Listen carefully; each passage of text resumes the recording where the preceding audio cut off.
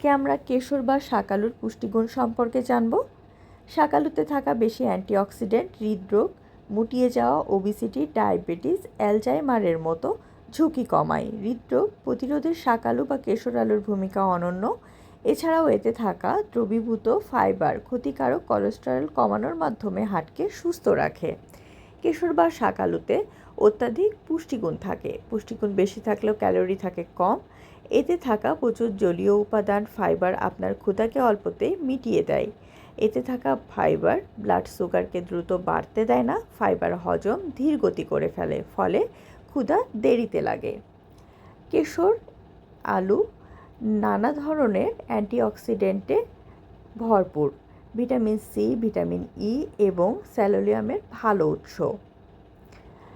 Antioxidant free radicals নিয়ন্ত্রণের মাধ্যমে sell damage ও cancer প্রতিরোধ করে থাকে।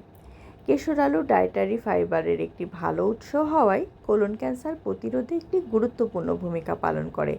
এক গবেষণায় দেখা গেছে, যারা প্রতিদিন 27 গ্রাম পরিমাণে ডায়েটারি ফাইবার গ্রহণ করেছেন তাদের মধ্যে 50%-এর বেশি কোলন ক্যান্সার থেকে মুক্ত।